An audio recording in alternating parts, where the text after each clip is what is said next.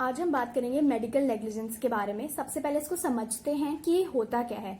अगर आप किसी भी डॉक्टर के पास जाते हैं और डॉक्टर बहुत ही नेग्लिजेंटली एक्ट कर रहा है, नेग्लिजेंटली यानी बहुत ही केयरलेसली एक्ट कर रहा है अपने पेशेंट्स के साथ, उन्हें ट्रीटमेंट देते वक्त, जैसे कि एनेस्थीसिया ज्यादा देना था लेकिन एनेस्थीसिया कम दिया, जिसकी वजह से पेशेंट उस पेन को बर्दाश्त ही नहीं कर पाया, पेशेंट की वहां डेथ हो गई या बहुत ही सीवियर हार्म हो गया, तो उस केस में इसे हम कहते हैं मेडिकल नेग्लिजेंस।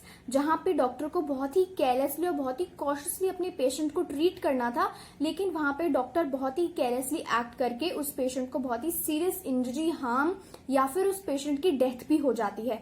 तो ऐसे में आप क्या कर सकते हैं? ऐसे में आप सूट फाइल कर सकते हैं डॉक्टर के अगेंस्ट, सिविल केस भी आप फाइल कर सकते हैं और आप क्रिमिनल केस भी फाइल कर सकते हैं। जो सिविल केस फाइल होगा बेसिकली वो उसमें आप कंपनसेशन क्लेम करेंगे, लेकिन जो क्रिमिनल सूट फाइल होती है, अगर क्रिमिनल सूट आप तब फाइल करेंगे जहां पे डॉक्टर की नेग्लिजेंस की वजह से पेशेंट की डेथ हो गई है, वहां पर आप सेक्शन 304A के अंदर आप उस डॉक्टर को जो है आप उसके अगेंस्ट केस फाइल कर सकते हैं।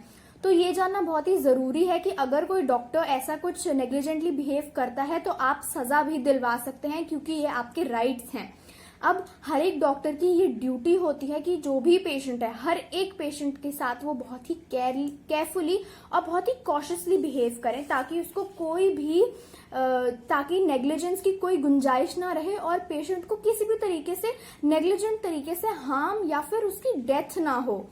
अब ये बहुत ही कॉम्प्लेक्स मैटर होता है और इसमें टेक्निकली प्रूफ करना पड़ता है कोर्ट में कि डॉक्टर ने नेग्लिजेंटली बिहेव किया। एक जो इसका एस्पेक्ट है जो देखा जाता है कि नेग्लिजेंटली बिहेव करा है डॉक्टर ने या नहीं करा, वो ऐसा है कि ऑर्डिनरी मैन की स्किल, किसी ऑर्डिनरी डॉक्टर की स्किल देखी जाएगी वहां पे कि अगर इस डॉक्टर की जगह कोई और डॉक्टर होता तो वो कैसे ट्रीटमेंट देता, वो कितना एनेस्थीसिया देता, वो किस ऑर्गन में सर्जरी रिकमेंड करता। तो ये भी एक एस्पेक्ट है जिससे जाना जा सकता है कि डॉक्टर ने नेग्लिजेंटली ट्रीट किया है पेशेंट को या ट्रीट नहीं किया। अब कुछ ऐसी 3 ड्यूटीज हैं जो डॉक्टर को करनी है जिससे डॉक्टर नेग्लिजेंट बिहेवियर से बच सकता है। वो लीगल ड्यूटीज क्या हैं? सबसे पहली लीगल ड्यूटी ये है कि डॉक्टर को ये डिसाइड करना है कि वो केस लेना है या नहीं लेना। जैसे कि अगर आपके पास उस जो पेशेंट आया है उसकी जो भी बीमारी है या उसे जो भी तकलीफ है, वो अगर आपकी स्पेशलाइजेशन में है, उसमें अगर आपकी स्पेशलाइजेशन है, आप तभी वो केस लें, तभी वो पेशेंट लें, नहीं तो आप उसे कहीं और रेफर कर दीजिए।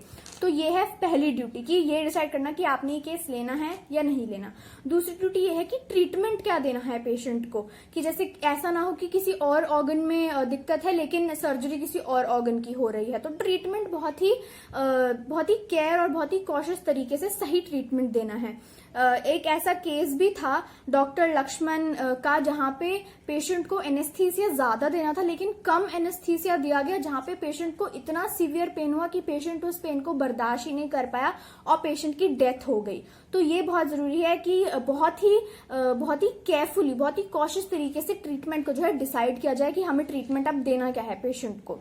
तीसरा ये एडमिनिस्ट्रेशन ऑफ द ट्रीटमेंट, जो नर्सेस हैं, जो एडमिनिस्ट्रेशन है, वो सारा भी पेशेंट का ध्यान रखे। इसमें पूरा हॉस्पिटल लायबल हो सकता है अगर पेशेंट का जो है वो ऐसे नेग्लिजेंटली ट्रीट करा है।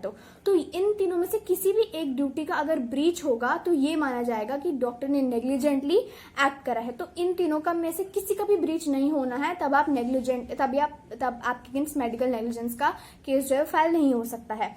अब ये भी डॉक्टर की ड्यूटी होती है कि डॉक्टर पेशेंट को टाइमली अटेंड करे। अब एक केस था यहाँ पे जम्मू एंड कश्मीर का, जहाँ पे डॉक्टर के हॉस्पिटल में एक पेशेंट आता है और डॉक्टर हॉस्पिटल में अवेलेबल नहीं था, वो अपने प्राइवेट पेशेंट्स को ट्रीटमेंट देने में बिजी थे। उनको बार बार कॉल करके बुलाया गया लेकिन वो नहीं आए, जिसकी वजह से पेशेंट इतना इंजर्ड था कि पेशेंट की फिर डेथ हो गई। तो इस केस में भी डॉक्टर को लायबल माना गया। तो ये भी डॉक्टर की ड्यूटी है कि अगर कोई पेशेंट है तो वो उसे टाइम रहते उसे अटेंड करे, ताकि ऐसा कोई हार्म ना हो जाए उसे, ताकि उसकी डेथ ना हो जाए।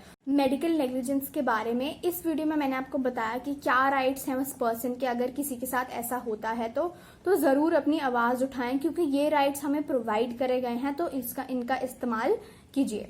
धन्यवाद।